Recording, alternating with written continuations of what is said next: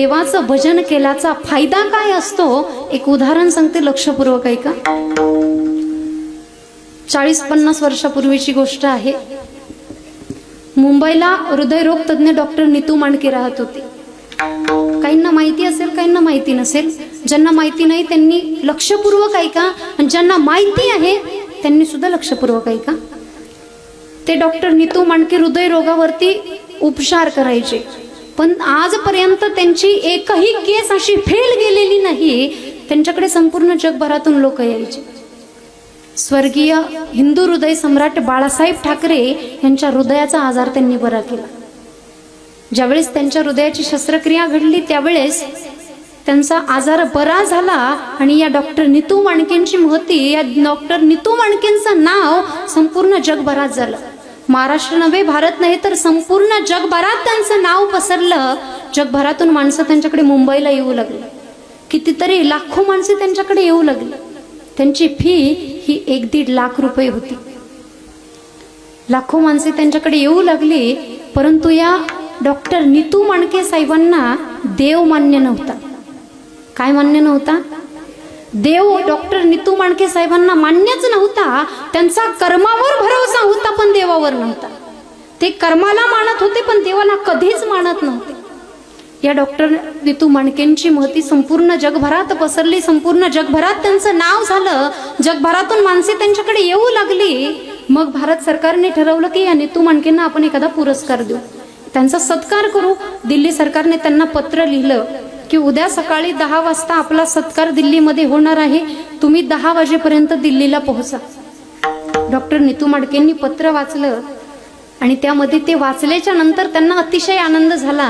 आजपर्यंत जे कार्य मी करत होतो, आजपर्यंत जे काम मी करत होतो, त्या कामाचं, त्या कार्याची दखल त्या देवाने घेतली, या भारत सरकारने घेतली, आणि त्यांनी मला पत्र पाठवलं. ते माझा सत्कार करणं आहे. अतिशय त्यांना आनंद झाला. मग ते मुंबईवरून दिल्लीला निघाले. मुंबईवरून एअरपोर्टवर गेले, विमानतळावर गेले. तिथून दिल्लीला जाणाऱ्या विमानामध्ये बसले. विमानामध्ये बसून ते दिल्लीच्या दिशेने विमान रवाना झालं. ते विमान रवाना झालेलं असताना तो सत्कार, तो पुरस्कार देवाला मान्य नव्हता. तो पुरस्कार देवाला मान्य नव्हता. तो पुरस्कार नियतीला मान्य नव्हता. म्हणून त्या विमानाच्या आपत्कालीन ठिकाणी काहीतरी बिघाड झालं. काहीतरी बिघाड झाला आणि ते विमान त्या ठिकाणी उतरवण्यात आलं, लँड करण्यात आलं. मग डॉक्टर नीतू मांडके विमानातून खाली उतरले, विमानतळावर गेले, चौकशी केंद्रावर गेले. चौकशी केंद्रावर चौकशी केली की दिल्लीला जाणारं पुढचं विमान किती वाजता आहे. तर तिथे चौकशी केंद्रावर समजलं दिल्लीला जाणारं पुढचं विमान हे 20 तासानंतर आहे.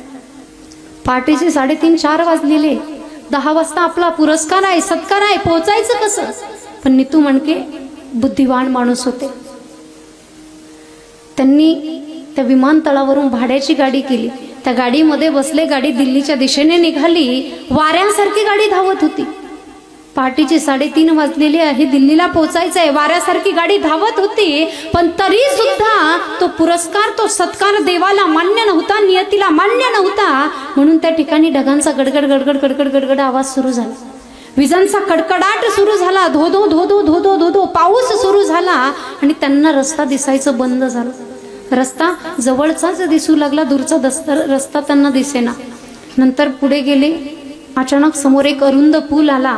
त्या पुलावरून गाडी पलीकडे जाऊ शकत नव्हती. गाडी पुलाच्या अलीकडे उभी केली. आजूबाजूला पाहिलं तर डाव्या बाजूला एक रस्ता गेलेला होता. त्या रस्त्याला गाडी फिरवली. 10, 20, 30, 40, 50, 80 किलोमीटर पर्यंत गाडी त्या रस्त्याने गेली. आणि नंतर त्यांच्या लक्षात आलं की आपण दिल्लीला जाणारा रस्ता चुकलेलो आहोत. मग त्यांच्या लक्षात आलं. मग त्यांनी त्या पुरस्काराची आशा, त्या सत्काराची आशा त्यांनी तिथे सोडून दिली, आणि आज रात्री आपला मुक्काम कुठे होईल याची विचारपूस, याची चौकशी ते करू लागले.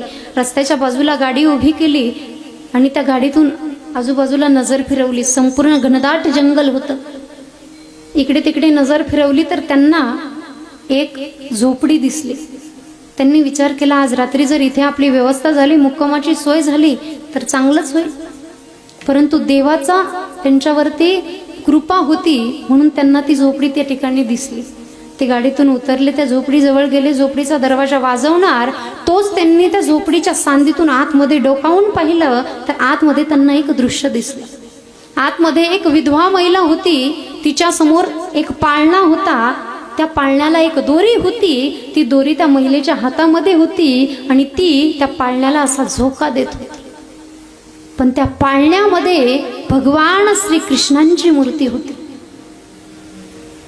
डॉक्टर नीतू मांडके साहेबांना हे मान्य नव्हतं, देव मान्य नव्हता. मग त्यांनी विचार केला की आज रात्री मुक्कामाची व्यवस्था व्हायला हवी, म्हणून त्यांनी दरवाजा वाजवला. त्या महिलेने दरवाजा उघडला आणि विचारलं, कोण आहात तुम्ही, कुठून आलेले आहात? मग त्यांनी सांगितलं, ताई काही कारणास्तव दिल्लीला निघालो होतो, परंतु पावसामुळे रस्ता चुकला, आज रात्री मुक्कामाची व्यवस्था आमच्या इथे कर. ती म्हणाली, ठीक आहे दादा, आतमध्ये या. आतमध्ये आले, बसायला टाकलं, त्यांना पाणी दिलं आणि तिने त्यांच्यासाठी चहा ठेवला.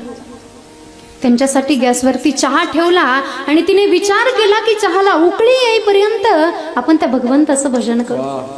त्या भगवान श्रीकृष्णांच्या परत त्या पाळण्याजवळ गेली, पाळण्याची दोरी हातात घेतली आणि भगवान श्रीकृष्णांचं भजन ती त्या ठिकाणी करू लागली. तेच भजन आपण सुद्धा सर्वांनी या ठिकाणी करायचं आहे. ते भजन केल्याच्या नंतर देव कसा धावून येतो हे तुम्हाला या उदाहरणाच्या शेवटी सांगणार आहे. श्री कृष्ण गोविंद हरे मुरारे, हे नाथ नारायण वासुदेव. श्री कृष्ण गोविंद हरे मुरारे, हे नाथ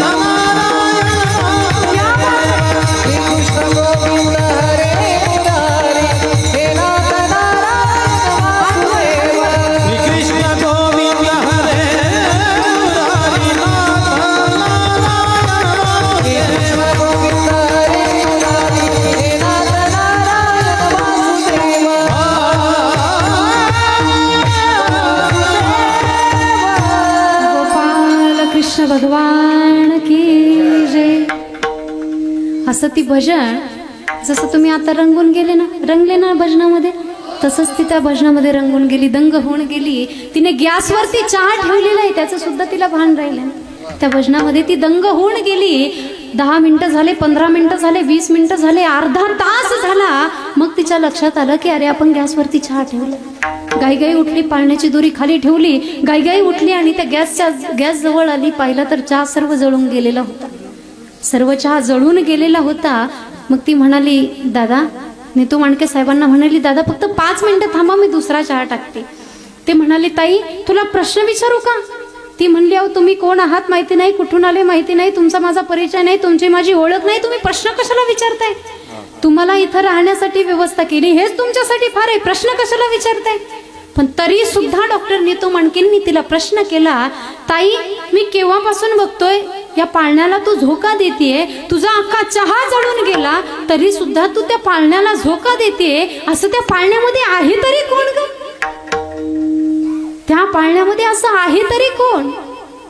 मग त्यावेळेस तिने सांगितलं की दादा, त्या पाळण्यामध्ये माझा भगवान श्रीकृष्ण परमात्मा आहे आणि माझ्या त्या भगवान श्रीकृष्ण परमात्म्याला मी झोका देत आहे.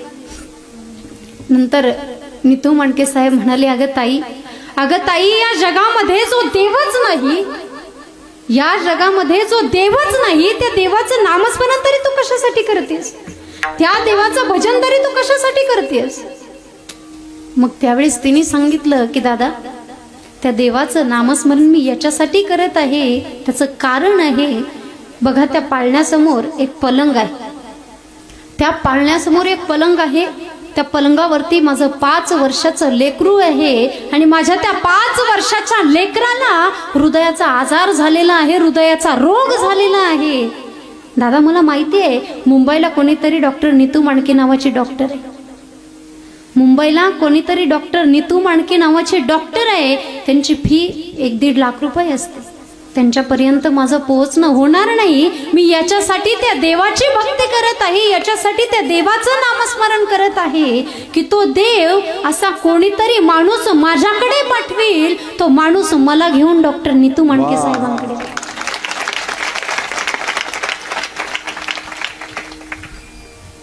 हे ऐकल्याच्या नंतर त्या डॉक्टर नीतू मांडके साहेबांच्या डोळ्यातून गळगळ गळगळ अश्रू सुरू झाले. आणि ते म्हणाले, अगं ताई, अगं ज्याच्याकडे पैसा आहे ती माणसं नीतू मांडकेकडे येतात, ज्याच्याकडे गाड्या आहे ती माणसं नीतू मांडकेकडे येतात, ज्याच्याकडे गाड्या आहे ती माणसं नीतू मांडकेकडे येतात, सगळ्या जगातून माणसं नीतू मांडकेकडे येतात, परंतु ज्याच्याकडे एकनिष्ठतेने देवाचं भजन आहे, ज्याच्याकडे एकनिष्ठतेने देवाचं नामस्मरण आहे, आज त्याच्यासाठी हा डॉक्टर नीतू मांडके मुंबईवरून तुझ्या कुटियाच्या दारावरती हजर. सांगण्याचं तात्पर्य एवढंच आहे की तिचा देवावरती विश्वास होता की तो देव असा कोणाला तरी माझ्याकडे पाठवेल, तो माणूस मला घेऊन नीतू मांडके साहेबांकडे जाईल. परंतु देवाचं भजन, नामस्मरण, नामचिंतन केल्याच्या नंतर त्या भक्ताची आणि देवाची एकरूपता झाल्याच्या नंतर तो देव भक्तावर एवढी कृपा करतो, तो देव भक्तासाठी प्रत्येक कुठेही कोणत्याही परिस्थितीमध्ये धावून येतो. त्या देवाने दुसऱ्या कोणत्याही माणसाला पाठवलं नाही, तर स्वतः नीतू मांडके साहेबांना तिच्या घरी पाठवलं. अर्थात तिच्या चित्तामध्ये देव होता, तिच्या चित्तामध्ये देव होता, म्हणून तिच्या चित्तातील सर्व प्रकार त्या देवाला समजला. तिच्या चित्तातील ते भजनाची ताकद, त्या नामस्मरणाची ताकद त्या देवाला समजली, तिची भावना त्या देवाला समजली, आणि त्या देवाने डॉक्टर नीतू मांडके साहेबांना तिच्याकडे पाठवलं. आणि आणखी एक गोष्ट, डॉक्टर नीतू मांडके साहेबांचा देवावर विश्वास नव्हता, नियतीवर विश्वास नव्हता, देवावरती त्यांचा अजिबात विश्वास नव्हता. ज्या डॉक्टर नीतू मांडके साहेबांनी लाखो करोडो लोकांचे हृदयाचे आजार बरे केले, परंतु देवावरती विश्वास नसल्यामुळे, देव मान्य नसल्यामुळे तेच डॉक्टर नीतू मांडके साहेब हृदयरोगाच्या आजाराने मृत्यू पावले. त्यांचा हृदयाच्या रोगानेच त्यांचा मृत्यू झाला. सांगण्याचं तात्पर्य एवढंच आहे की त्या महिलाच्या अंतकरणात एवढं देवाविषयी प्रेम होतं, तिच्या अंतकरणामध्ये देव होता. म्हणून ज्याच्या अंतकरणामध्ये देव आहे, ज्याच्या चित्तामध्ये देव आहे, त्याच्यासाठी देव धावून येतो. म्हणून ज्याच्या चित्तामध्ये देव आहे त्याची संगत मला घडू दे, असं तुकोबाराय सांगतात तवंगाच्या प्रथम.